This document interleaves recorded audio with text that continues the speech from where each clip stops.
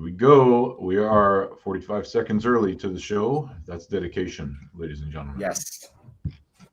Welcome to the Can-Am Connection.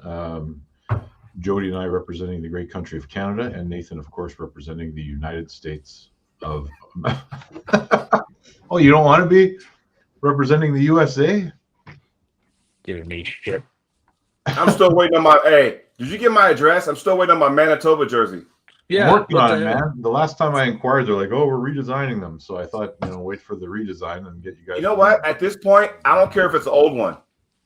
Tell them to redesign faster. Well, I could give you a 4XL Manitoba jersey. I don't need a tent. And it doesn't fit me anymore. That's a nightgown for Nathan. It is. It's more like a moo for you. It wouldn't even be a nightgown. It'd be huge. No, yeah. It's like down to your knees. It's like a poncho. So let's do a facts check. So Canadian jerseys, Nathan, you have what? I have Quebec. I'll have Ontario soon. Hey, you know what? I'll do you guys one better. When I move to my new house, which should be within the next few weeks, I will be unpacking a lot of old arm wrestling stuff, and happy to send some of it your way. You might get something a little more meaningful than a Manitoba jersey. Ooh, nice. Huh? It was the jersey that SB wore when he pulled John Brzezinski at the mall, Mayhem of the Mall, or something like that. The yellow one. I do have that, and that shirt probably fits again. Well, then you need to start wearing that sumbitch again.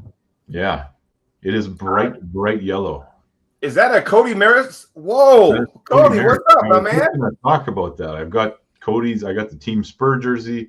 I've got the Team USA jersey from the 2018 Worlds.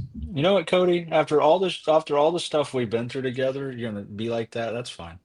That's cool. He didn't give you a Team Spur jersey? Oh no, I don't have a Spur jersey. He said we're not pretty, but a good bunch at least. Oh, he's saying that? Yeah, he said, "Fella, not a pretty bunch, but a good bunch." I mean, that's just rude. I wait for the day when Cody Merritt tells me that I'm looking pretty. Hey, Cody just got a big match announced for him. Yes, Cody. Hey, you should bring him on because he's got an old Wallace Dilly. Yes. Oh, I know about that, but I heard Wallace Dilly is like leveled up. Yeah. I mean, we can't get into the WSA too much because, I'll take it. That's what it is. Why can't we?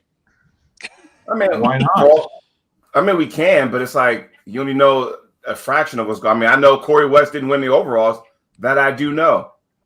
What's up, Billy Bird? I know Andre Shark won the 209 class, left and right. See? So Billy Bird, Justin, Cody, Matthews, Mr. Sador. I like that guy. That guy is so fucking nailed. I like that guy. My man. Neil's index finger. Of course. That's my man. We were on live yesterday. Neil's index finger has several different names he comes here under. He has a twin. All right, I'm going to do something crazy. Uh-oh. Wait till you see it. There it is. Crap. What? What am I looking at? Oh, crap. He posted the link in the chat. We're not going to talk about the predictions, guys, because you guys know that I won that, and that's what you did not. You stop it. Jody finally won one, and you're trying to piss off his. You're going to rain on my parade? For the first time ever, I actually won a prediction because I voted with my brain, not with my emotions. No, he didn't rain on your parade. He was pissing on your parade. Don't believe this American hype that he's trying to. It's propaganda. He's filling your head with, Jody. Well, listen, I am not. Don't you dare. The only two matches I got wrong was the first one, the Baev, and I was like, man, she looked amazing. Like she was playing with her. And then you are the champ, and here's your prize. You get a tiny bottle of Aviator Gin. What is that, hand sanitizer? That was Aviator Gin. Oh, yeah. Here we go. And Justin Wallace Dilly's pulling Mr. Cody Merritt, the Spur. He's back. He's got in, 3 weeks, he's got Corey West at Monster Factory. Wallace Dilly does. Yes. So he's loading up. Nathan, I got one of these for you. Oh, you're going to. Cool. I can't put that on camera because it's technically, well, it's a paperweight. It's paperweight. Yeah. That's a good souvenir because if they're out of business now, it's a good souvenir. What's up, Tim? What are you talking about them being out of business? As of now. Currently, as we speak, sir. Right. Yes, Justin, that's December 6th. Wallace Dilly and Cody Merritt will lock horns. December 6th. 29th is Corey and Wallace. So if I'm just going to recap here fast, Jody wins the prediction show and the rest of us tie for second. Is that right? No, you went last, Ryan. Yeah, you were last. Tim and I tied for second. Does that make me third or fourth? That makes you third. It's like fourth. That's fourth. No, because you guys. Oh yeah, I guess it is. We're doing golf scoring, so he gets fourth. So Tim and Nathan tied for second. You remember when we talked about After Dark when Ryan left that the last place loser had to wear a dress next week? Oh yeah. You guys never told me that.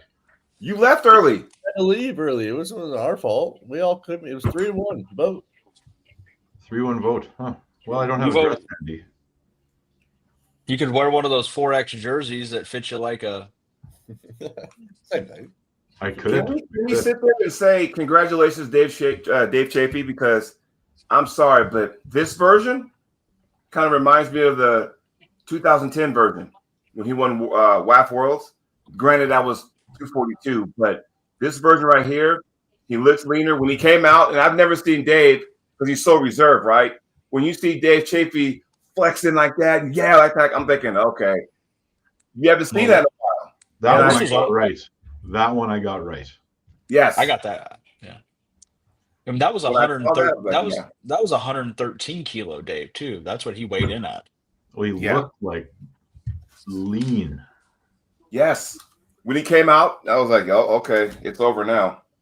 Justin Cobble, I was not surprised how easily Barbaro won. And I will take terrifying. I'm going to take the Matt Mask as a real win because some of us were very sure that he wasn't going to, but others had faith. Does Matt Mask watch the show? Because I got something to say to him. I don't know if he watches the show, but people watch the show that definitely talk to him. So through the fingers knows where I'm going with this. Because looking back at that match, Matt should have won 3-0. And I'm going to tell you why. Because two things that happened. One, when Matt surged, we're talking about match number 2. When Matt surged, right, when he came back up to reload, that's when he got his wrist taken like this. And once Matt gets like this, he's not strong there. And maybe, Matt needs to, build up that inside just in case someone turns him in. What Matt should have done is on that surge here, stay there, bleed him out. Now, as soon as he came out, Palanchenko did this slowly, but did it. To be fair, you can't say Matt isn't strong here. He's just not quite as strong here. Yeah, that's what I meant. Well, it's like saying Arachley's not strong here. I mean, he did hold Todd for a second, and then fair. And then life as we know it took him down. Tim, what'd you think of the event? I mean, it was an event. It was good. I don't know. I mean, I feel like a lot of shit ended up being lopsided where I really didn't think that it would be. It was really weird to me. I don't know. Yeah, every match was either 3-0, 3-1, or 4-1. Yeah, a lot of these matches where I'm like, oh, that could be really good. Like, oh, that could be really good. And then it was like, what? Like, how? That's weird to me. Like, some of these matches I feel like should not have been as easy as they were. And then so me, I'm like, I don't know. One would wonder is like, are these people just getting too comfortable with, I signed a contract, no matter what, I'm guaranteed this many matches, so I'm just whatever? Or is it just that person ended up training harder? I don't know, but some of them just look like not themselves. They look like maybe they just didn't train that much for the match, and maybe they're just like, I know I'm probably not getting a contract after this, so I'm just here to show up and collect my money. I don't know.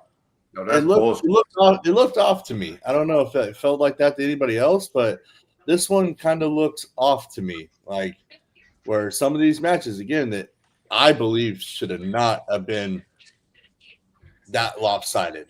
Like it should have been way closer. Maybe that winner should have won, but like should have been way closer. I don't know. Well, which match? Which matches? I don't want to say. I can think of two of them.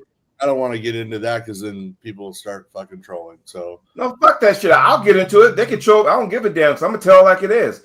It just felt off to me. It just felt like some of these matches, some people just did not train and collected some money. I don't know. It just felt off to me.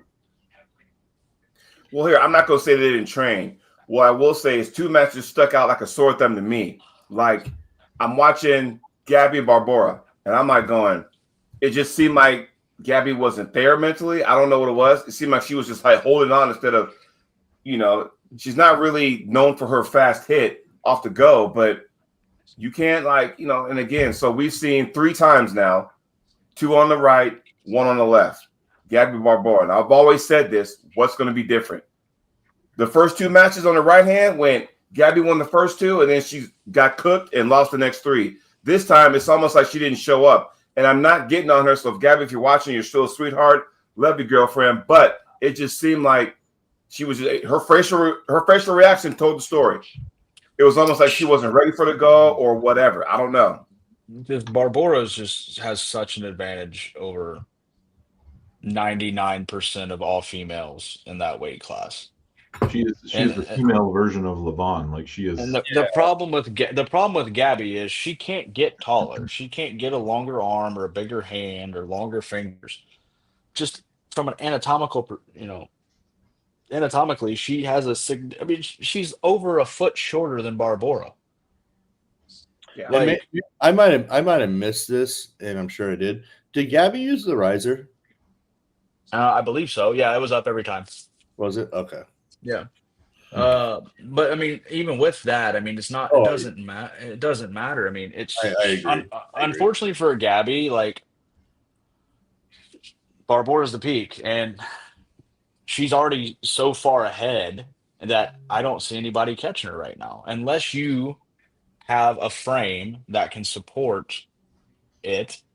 There's nobody that's going to catch her. Like you have to be. You're not going to be able to be 5 foot tall, 5'1", and compete with Barbora.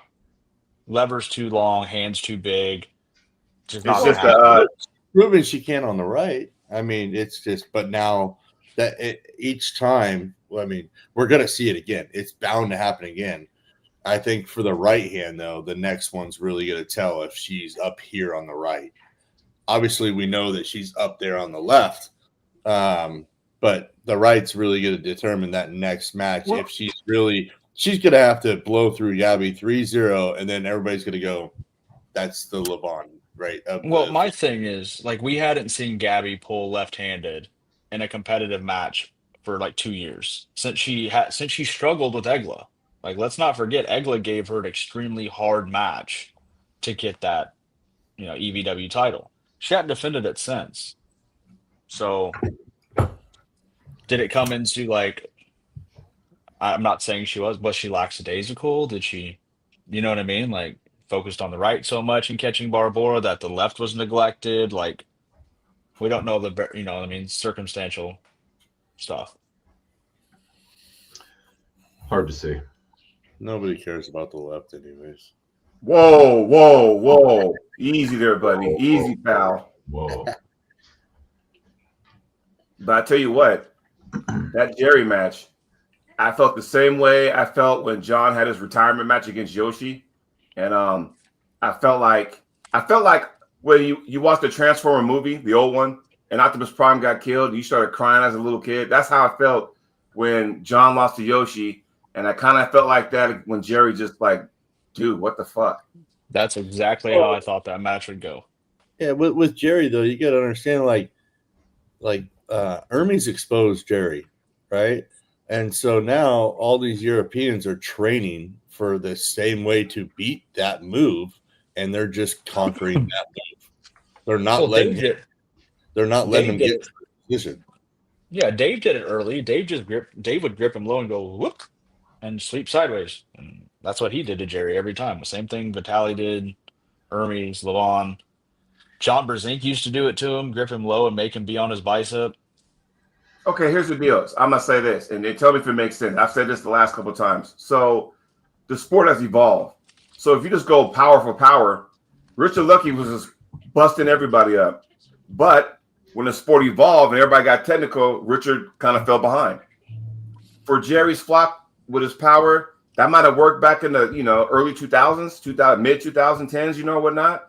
But as we evolve, Jerry didn't evolve. And I love Jerry to death. And I got the match right. I did pick Vitaly, but I wanted Jerry to win because I wanted to see what Michael can do against Levon. But that's neither here nor there now.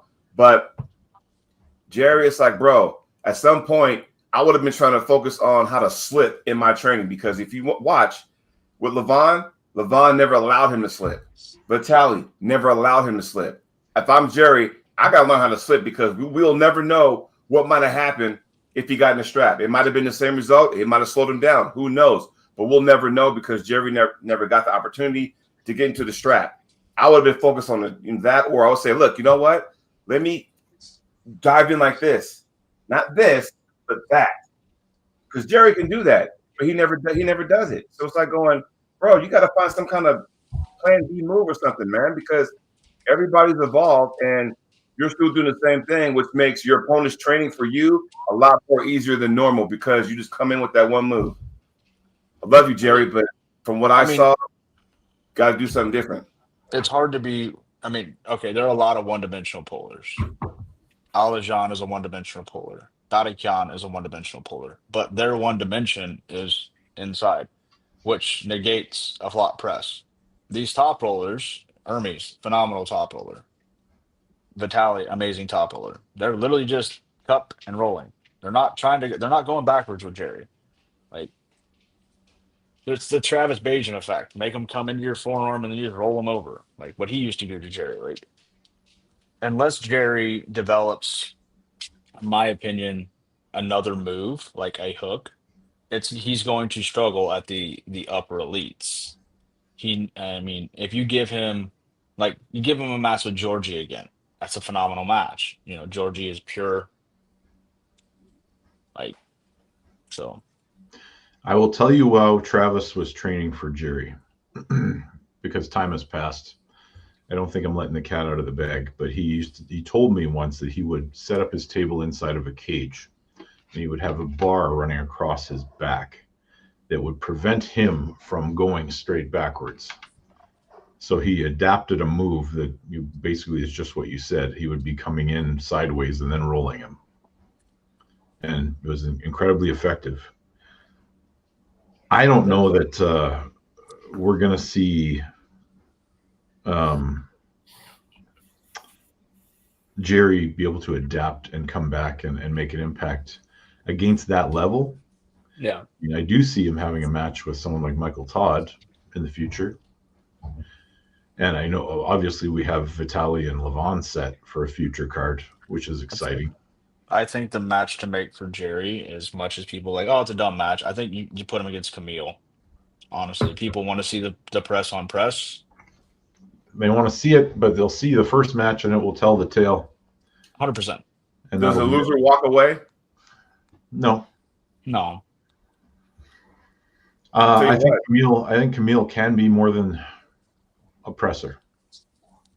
He did hold Morozov on his bicep and a hook, so it's not like he's not weak there. Right. I did tell everybody Datacan will be the next number one left-handed guy. Mark my words. I think him and Alajan is an incredible match, and the winner of that pulls Vitaly. I think that's really the only way to do it at this. I think that's like a great plan, because Vitaly's setting up, for Levon, so you need to have at least a match to decide the number one contender, and then fire that after the Levon match. Possibly. David Jensen saying, "I don't want Dave Chafee versus Michael Todd." That's an option, isn't it? Michael in his live said he wants to pull Dave for the 115 belt, but nothing's set. Yeah. From what Michael better chill out, man. I love Michael, but he need to chill out, man, because Dave is not real vocal on social media. And it wasn't that long ago, maybe a month ago, where Michael uttered, I want to pull Dave. Dave said he agreed, and Dave was like, first of all, I don't appreciate people putting words in my mouth. I never agreed to a match with Michael. So Michael need to chill the fuck out, man. He actually said that. Dave had to sit there and like correct him. I have a question for both of you. Or for all of you. What was your match of the night? I know what mine was. I don't even know, man. I'd have to go back.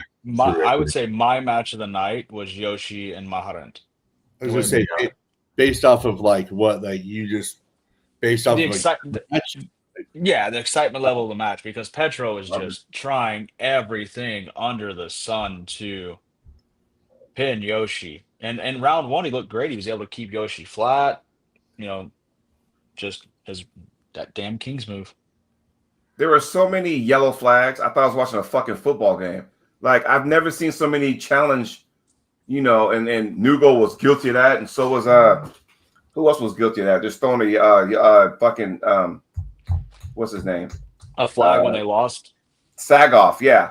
So, and I'm like going. So did Camille. Oh, let's talk about him for a minute, dude. First of all, though, before we go on to that, Jody, I will say I enjoyed.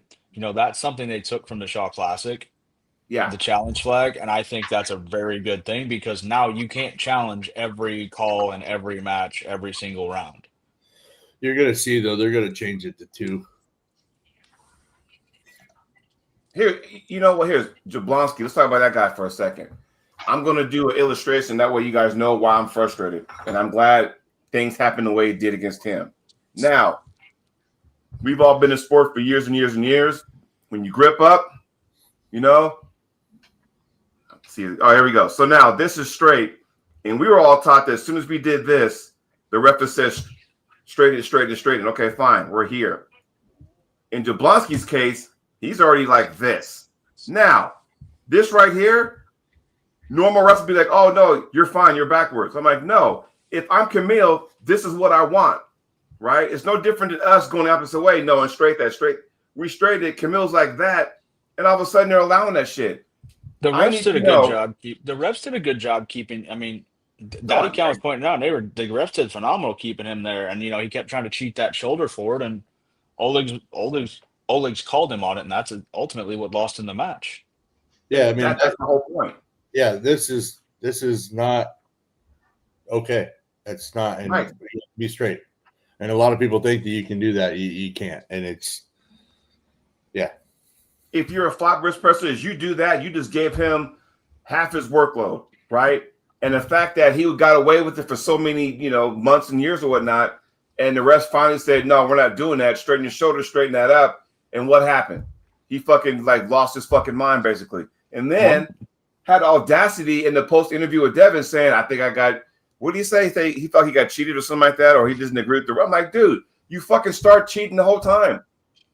You're starting like this, turn your shoulders, okay, and then you're like that. Like, give me a fucking break, bro. One thing we can say though is in the starts where they actually did have a legit start, and Daddy Count had to catch Camille like this, it took a lot out of Daddy Count, because in the post-match interview after the match, he couldn't really do it because he was lightheaded and out of breath, and like, so he's definitely. Yes, Camille's shoulders are never square. Agreed.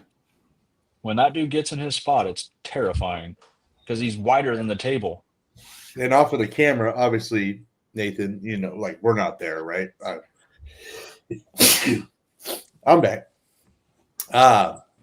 It really did look like his shoulder just came over almost every damn time. Mm-hmm. Yeah, it did. And I'm like looking at it. Of course, we're here looking, so I'm never gonna say anything. But I was like, how close was that? Like, was he borderline? Like, can you guys hear me? We can hear you, Cody. What's up, my man? Welcome to the show. Like, is he borderline? Thank you very much for accepting my. What's that? Oh, we're gonna have Tim finish his point. Then we're gonna ask you a few questions. Go ahead, Tim. Finish up. I was just saying, like, I would be curious to, because I know, like, when I was reffing it and stuff like that, what we would call and stuff, but, like, are they, like, letting just on the line of the shoulder? Are they making the whole shoulder go over? It's like one of those fine lines again, like, because, again, we can't see from at home. I'm just going off of the camera angle. But damn, it looked like he was peeked over that every time. And I'd just be curious of like how close it actually was. Well, they had a camera up top looking down. You could probably see that more oftentimes than not. So there's always that. So Cody, how you feeling, my man? I'm doing okay. Thank you for asking. So tell me something. Sorry, I'm driving. Oh, that's okay. You got a big match coming up with Wallace Dilly. You want to explain to us how that came to be? So, you guys know Ryan Johnston that does the events in Kansas City. Yeah. Really, really good dude, good friend. I've known him for a bunch of years and have a lot of respect for him. He called me, I don't know, a couple weeks ago and said, "Hey, did you hear about Bo Olson?" I don't know if you guys know who Bo Olson is, but he's a prominent poller in the Kansas City area and just an incredible human being. Anyway, he's recently diagnosed with cancer and he's been going through a battle of his life taken care of. So Ryan said, "Hey, I would love for you to come out just so we can get a little bit more attention to the event because 50% of all the proceeds to that event go towards Bo and his battle right now." So I said, let me talk to Jolene. I wanted to make sure that she was good with it, and she said yes, go ahead. So Brian said, "Hey, Wallace would like to try his left arm, see where it's at right now. He's been improving, like we all know. He's just leveled up huge amounts. His right arm is insane right now, and his left has been improving as well." So that's how it kind of came about anyways. All for me. I wanted to do what I could to help Bo out because I just love the dude. He's an amazing human being. Yes. I will also be in Kansas City, but I will be there March 21st. That'll be the Fallen Heroes number 10th edition. So I will be there also. I'll be competing against Easton McCormick, the young stud from Nebraska. So yeah, I mean, he trains with Wallace Dilly, so I'm pretty sure they're kind of similar. But yeah, I'm gonna go there, support Bo Olson also. So Tim, did you say you were going to? Yeah, I'm going to support him. Yeah, so yeah, it's going to be a good time, you know. So yeah, everybody should go. Kansas City, that's right. I think this is the last of the Triple Crown. Yes, March 21st, I believe. Yeah, it's also a Arnold qualifier as well. If you're looking to qualify to go to the Arnolds, so it's a great opportunity to kill a couple birds with one stone and go support a really good cause. Qualify for the Arnolds. Yeah, it's a good opportunity for Ryan. Does an amazing job with his events. He really has become a really good promoter, and I have a lot of respect for the guy. nice. Yeah, you should be there, people. It's a good cause. So Hey, Cody. Yeah. Can we see you pull somebody over and arrest him? Hey, I am not at work right now. You guys do not see my uniform. This is just plain old Cody driving around in not This is state no. police car. This is Cody that called us ugly ass. Oh, no. That is not what was said. Not at all what was said. What was said is not a very Ugly pretty bunch. Yeah, we know what that means, Cody. It's fine.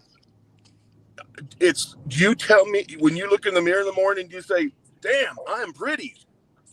Yes. Yeah, pretty ugly. Yeah, I mean, pretty regularly. Yeah. Well, you guys need to maybe get your prescription checked because It's not the first time I've heard that said. And Ryan is like half the man he used to be. My goodness gracious, he's withering away. Hey, If you come to the Arnolds, Cody, we won't even be in the same class. I know. Like, what happened? You decided to become less of a man and run away. I'm starting a late career modeling gig pretty soon, so that's what I'm going for. So, Cody, what else you been up to? You're looking really healthy, dude. I'm happy that you're finding some success in your health journey. Yes, indeed. I appreciate that. So, Cody, what else you been up to these days? Well, just went to the WSA this last weekend. Had a really good event there. It ended up being I got pretty dang lucky. Let's just put it that way. Ended up pretty good for me.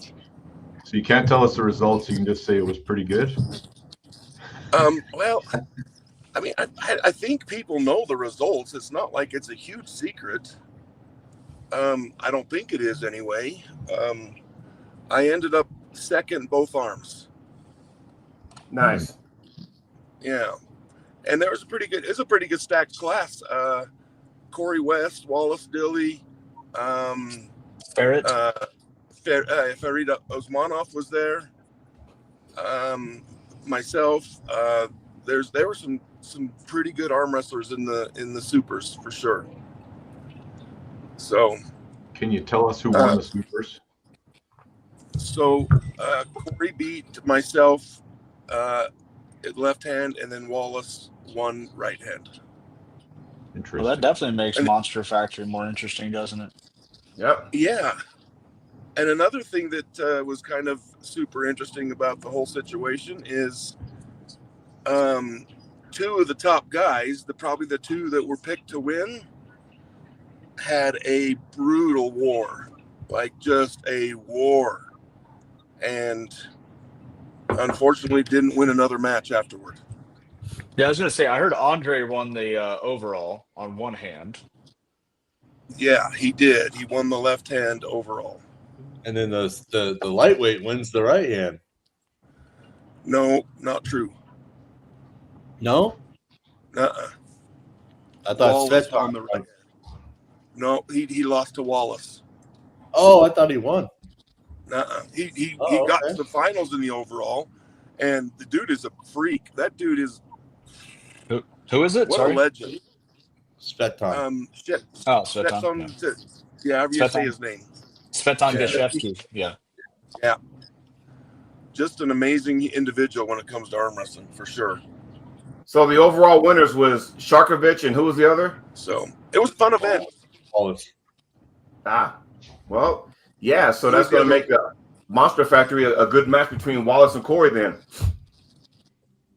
Yeah. So Wallace and I are pulling left-handed, and I think Corey and Wallace are right-handed. Yeah. Yes. At the Monster Factory. Yeah. That's going to be interesting. Wallace's right has really, really improved. Wait. I don't know if it's at Corey's level. Yeah. You're pulling him at Monster Factory or in Kansas City? No, I'm calling Kansas City a week later. I'm just saying. Corey West is pulling him at Monster Factory. Coming up. Yeah. Oh. Yeah. So yeah, I don't know if Wallace is at Corey's level yet, right hand, but I'm interested to see because he's made some huge improvements. Yeah. Draw makes a big difference in those tournaments, that's for sure. Yeah, for sure. Like I say, I got super lucky right-handed. Super, super lucky. You are very modest, and we would expect nothing less. Well, no, let's be completely honest. I am not going to beat Corey or Farid right-handed in a fresh one-on-one match. It's just probably not going to happen. So those two now with that attitude. Yeah. Well, those two beating each other up helped me a lot. Well, I tell you what, you're still a stud, and I wish you well at that match. And I'm telling you what, since your match will happen after, and I know it's different hands, but maybe Corey can give you some insight on what you're walking into. I know. Yeah, maybe that we'll have to see. Now, I did pull Wallace this weekend too. I pulled him left-handed. Oh, can you talk about that or no? Well, I mean, he has leveled up. I got him after he had a match with Farid, so I don't know how fresh he was, but I did end up with the win. But he still felt really strong. I know. You know what should have happened? It should be a fatal four-way between you, Farid, Corey, and Wallace at Brezink Cup. I guess it's too late for that, but I'm just saying, some way, a four-way with you four guys. That'd be awesome. Yeah, well, I'm not going to be at the Brezink Cup this year, unfortunately. I have been putting in for a elk tag for 15 years, and I finally drew it this year. And the opening day is the same day as the Brezink Cup, so I'm going to be hunting. I hate you. I just want you to know that because I've been putting in for. I hate you because I've been putting in for 6 years in certain states for an archery tag and haven't drawn yet. So, hey, yes. you haven't even put in half as much time as you need to. I've been I've been putting it in. Yeah, but I've been doing it in like 6 states. Well, I mean that's Canada, so yeah, my wife actually they won't give you one. Yeah, my wife actually drew it. My wife actually drew her tag after 14 years, so we went hunting with her earlier in October, and then mine's now in November. So we had a lot of hunting going on this fall. There you I'm go. making my return to that this month. You return to what? Hunting. I haven't done it in years because of municipal politics commitments. But I am making a point of so what are you seeking, sir? Deer. White-tailed deer. Well, that's awesome. Now, because of your politics, you couldn't hunt, or what was the situation? It's always commitments, man. Like if you see my schedule for November, it's ridiculous. But I'm gonna make a point to get out for a few days. We had to twist his testicles to get him on the show, so. You didn't have to twist that hard. Yeah, you lost all that weight. All right, guys, where are we going with this now? Well, let's talk about the upcoming events this weekend, what we got going on. Go ahead, Nathan, kick us off. Well, we have the Brezink Cup, but on Friday, they're having that 8-man battleground type thing where 2 people pull, best 2 out of 3, winner moves on. So that's going to be interesting. There's a lot of really good pullers in that. So then on Saturday, before the Brezink Cup, Bob Brown has a virtually impossible task in front of him with Giannis Amelins. Let's talk about that for a sec, shall we? What's there to talk about? Nothing is impossible. I mean, come on. Is there a chance he can get a pin? No. I disagree. No. I disagree. I mean, Bob is the one that flew him over, so maybe he'll get one because it's Giannis being nice, but no. But Bob's coming back after that torn tit. So, I mean, if you have any kind of slight anything against Giannis, it's not good. Like, let's be honest. I'm going to tell you guys right now, Bob is a different human being. He is super impressive right now. In a best of 5 or a big number like that, I myself don't know if I could beat him.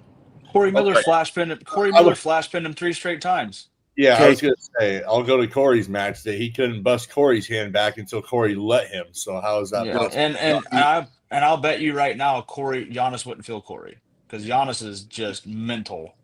I agree that Giannis is a freak. I agree. And I do think Giannis could probably win this, but I don't think it's going to be easy like you guys think it is. So why was it easy for Corey? It was a different situation for Bob. He had let's just say he wasn't 100% himself at that moment. Yeah. Well, I can't say he came off the couch for that match and didn't train at all. What's that? I know that Corey didn't train at all for that match, so that's why I was just kind of shocked that I don't know. Now, I do know Bob is he is shooting above his head for sure. He's really reaching out there. He wants to see where he's at. but I don't think it's going to be as big of a blowout as you guys think it will be. Just my personal opinion. Well, you know him better than anybody else. So my question would be, because everyone's talking about it, his torn pec, or is it healing? And that's going to be, if it's 100%, we don't know yet. Only Bob knows that. And you know Giannis is probably getting worried about that. So one would think Giannis might attack that area. What's your thoughts on that? Oh, I'm sure Giannis. Well, I think Giannis is just going to throw his best bullet at him and see what hits and adjust from there. But I don't think Giannis is going to purposely attack an injured person. I just don't think he's that type of person. But I don't think that Bob's injury is what everybody's making it out to be. It has healed quite nicely. I mean, he called off after his match with Corey. He called off his match with Danny because he wanted to heal. Well, So, because a practice and lifting session like 2 days prior to when he called it off, he had popped something else in his body. So he had injured himself again working out. That's why he called off the match with Danny. We drove out to the Hawthorne event together, he and I, and it was literally the day before the Hawthorne event, or 2 days before the Hawthorne event, when he re-injured himself. Oh, wow. So he's been trying to get healed up from that. That's why he called off the Danny match, because he injured himself working out. But he is feeling a lot better now.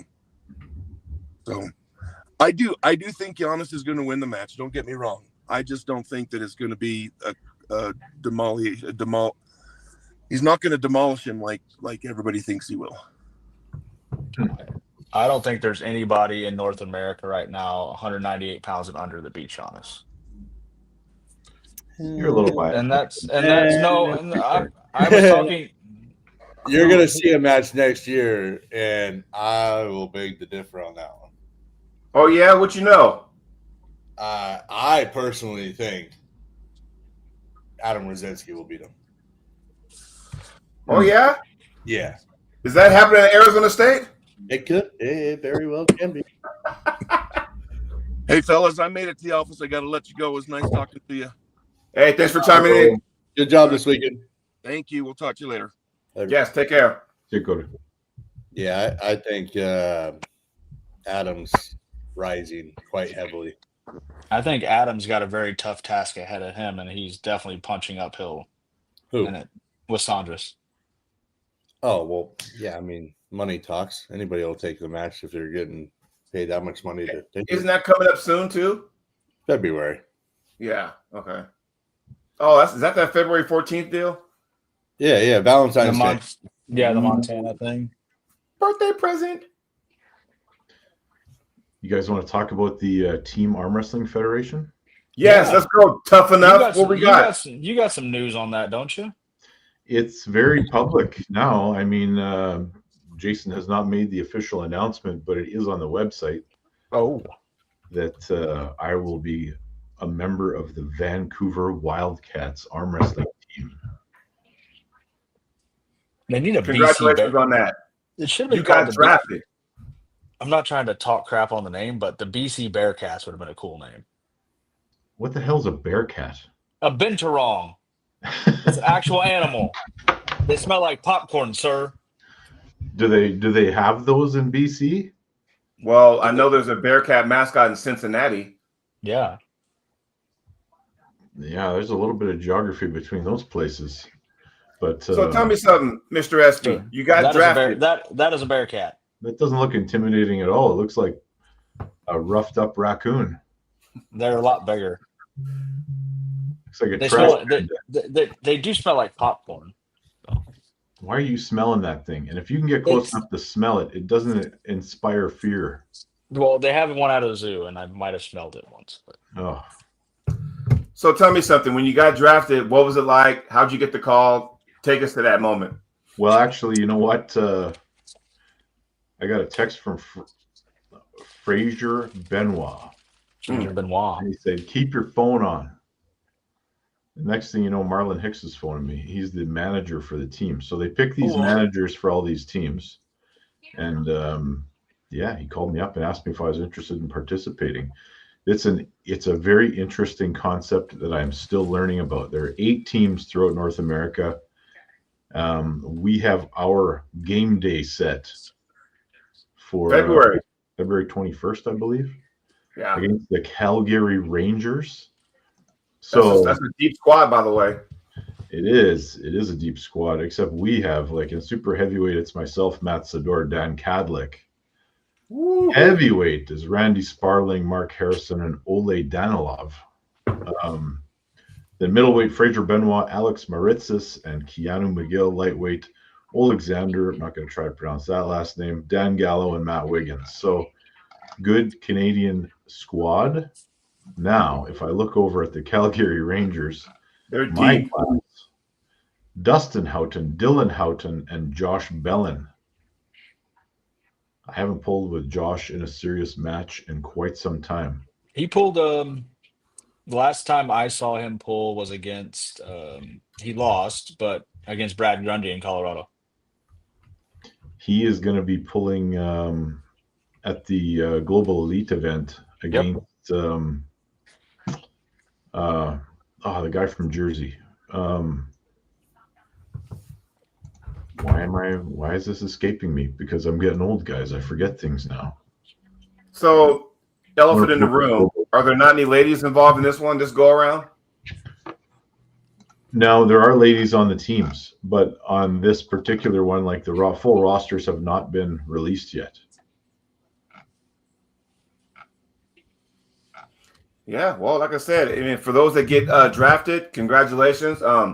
That'd be cool to do, but I'm gonna sit by my phone and it won't ring, which is fine. That's okay. But why are you so sure about that? Because I probably would have got a call by now. One might think, but like I said, I mean, the North American team hasn't been scheduled to compete yet. So all we know is that Dave Shea is the Detroit captain. Dan Swartz is the Long Island captain. We don't know about Tampa. We don't know about Vegas. That's all I know. So we're just going to go from there. Yeah, they did show, I think when I looked it up on the page or whatever, it did say when those teams are supposed to face off, though, like later in the year. Like I think it's Vegas and Tampa are supposed to face off in August. Oh, well, you got like more than enough time to film a team. The preseason or whatever they're saying. Yeah, because the regular season starts November 2026, so you gotta do a trial run to see how this thing works. And are you keeping the same teams once the season starts? Yeah. Well, unless somebody drops out, but Anthony Siglitano, that's who Bellin's pulling. Unless someone drops out, I guess the teams all stay. All the Canadian team rosters have been announced. The American ones have not. I was going to say, yeah, it's still very early. I mean, it's almost 9 months. Still a lot of time. Well, I think because we already had one matchup already done, Montreal and Toronto, and you got Calgary and BC coming up. I think because there's no matches that have really been set yet, unless Tim just said it, August or whatever. One has to wonder what's going on. Have they got their teams together yet? David Jansen says Team USA needs better team captains. I don't even know who the fucking captains are for the other two teams. We don't even know who the captains are yet. Do you know something we don't know? Yeah, tell us who they are. Yeah. Well, Dan Swartz is and Dave Shea. Those 2 of the 4.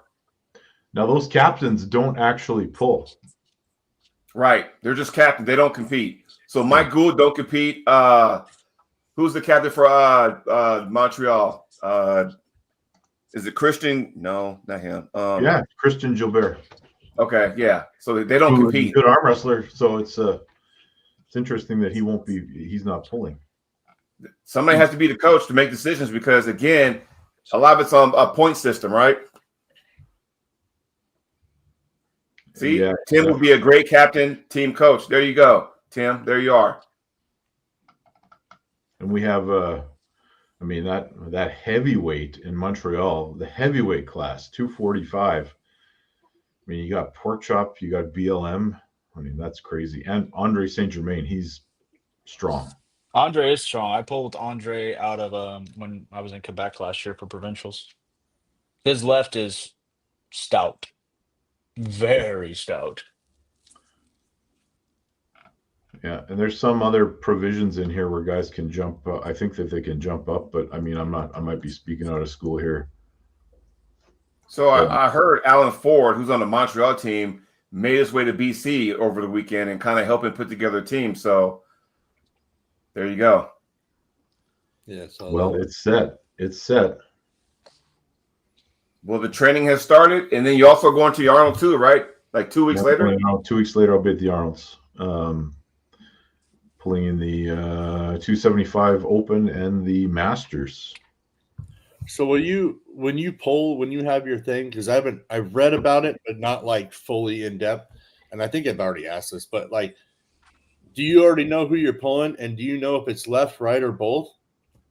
It's both, but I don't know who, and it's I don't know how the bracket is set up or what happens. Maybe Wasn't it you could go up a weight class and down a weight class or something like that, or only No, up for or here. something?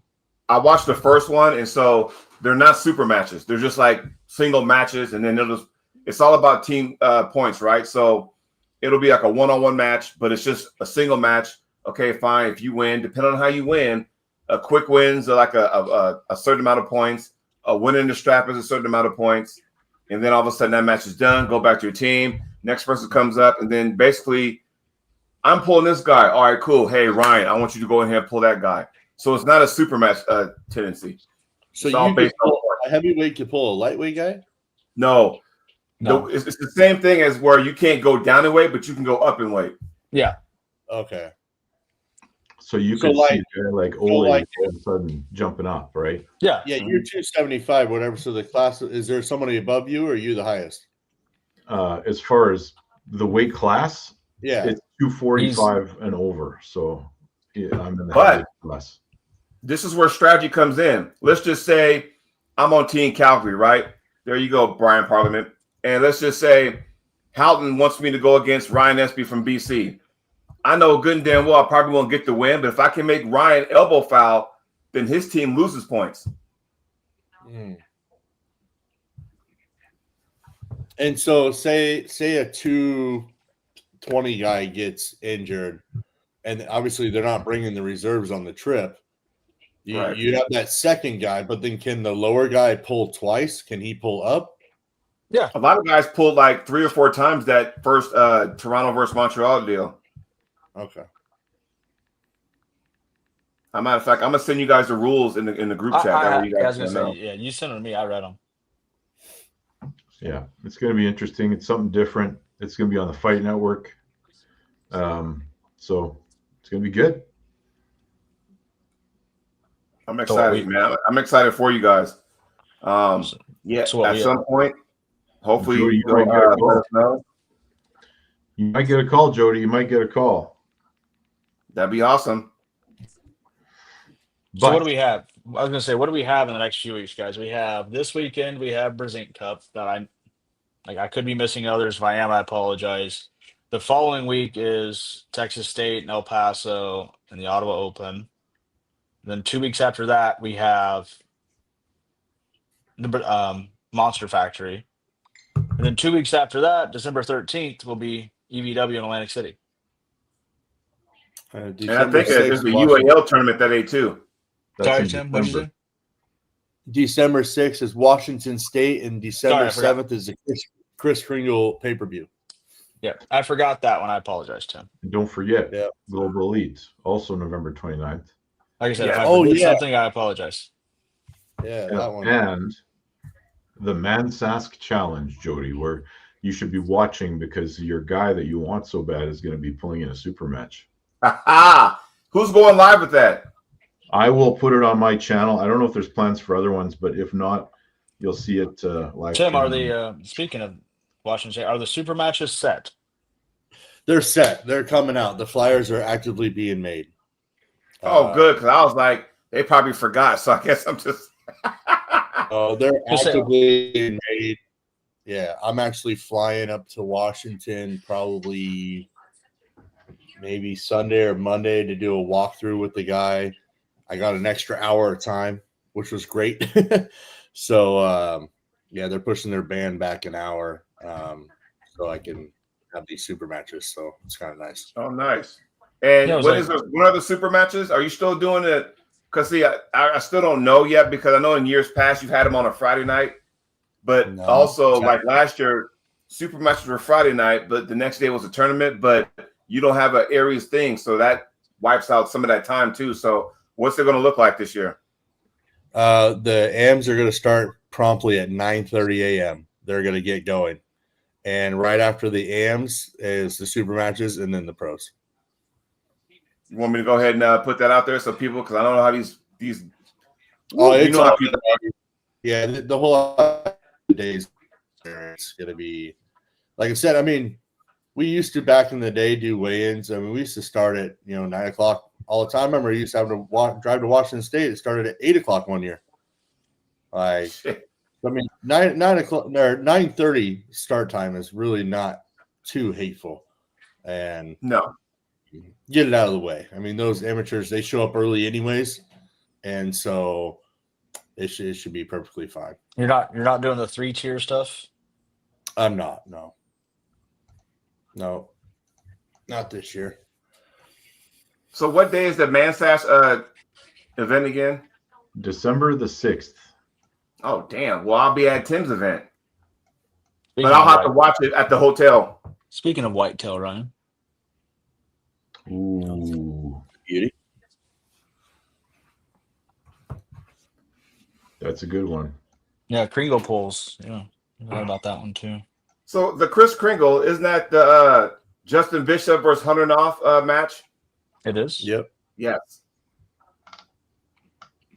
Yeah. Coach Ray versus Auden. Yes. Alden's also pulling Leroy. Yeah. Really? He's Yeah. double dutying, huh? Yes, Right. Lucky. So many events. December 6th. Oh, Shaggy. yeah. Dallas versus John Therian. That Yeah. the same day? Yep. Yeah, there's like At the Chris 13 Kringle pull. there's like 13 or 16 matches, somewhere along those lines. So there's so many events coming up. It's almost like a car dealership. You got to hurry up and get those cars out so you can make room for the next year's model. That's what it feels like. Yeah, there's a what though. It should be. You break it up, Tim. What's up with the Wi-Fi? In a dark, a weird area. And we've here. been on for too damn long. That's what's wrong with it. And Tim's Lucky still- says, I Tim's think still that- rocking the dial up. Somebody tried calling him that rock shit out. Lucky says Sarah Latona. I'm assuming Sarah L. Because why is Sarah and Ryan the most common names in our sport? Can someone explain that to me? Shit. I don't know, man. That last half paragraph you just Can said, you hear Tim, me? we didn't hear it all. Yeah. Can you hear me now? Yeah. Oh yeah, but you kind of went at Supermatch. That's what I heard. Yeah. The face gram fucked Sounds everything like up. a rap. See, Oh, There you damn, go. Face Graham again. See? No, I'm just There saying you the super match card for East versus West and is going to be pretty good. Yeah. Something about the super match card. Meat moat meat. Mhm. Well, nonetheless, I think for the first time in a lot of years that the tail end of the calendar year is going to have some great matches. And it's like the hits just keep on coming. That just means our sport's getting bigger and better. And happy to be a part of it. You know, can't go wrong. You got the Matt Global Elite thing kicking off later this month. You know, Tough's about to ramp up. You got the December 13th, which is the next East versus West. You always got the Armed Sports Entertainment Christmas coronation, whatever you want to call that, you know. So you got that. Man Sash, the list keeps going on. So I like it. I like it. Everybody should. All right. You guys Solomon ready? Latimer. You guys, Son of a biscuit. That was loud. Oh, sorry. I was getting tired. I hear Solomon Latimer. I start getting loud. Sorry. I was like, damn, somebody got aggressive. We almost ready to wrap this up, guys? Yeah. Oh, we have an After Dark special. Nice. Yeah. We do. I might need to change the colors on my stuff back there for After Dark. All right. Everybody, thanks for watching. We'll see you guys maybe next week. We'll see. Depends Possibly. on how hard Nathan wants to twist.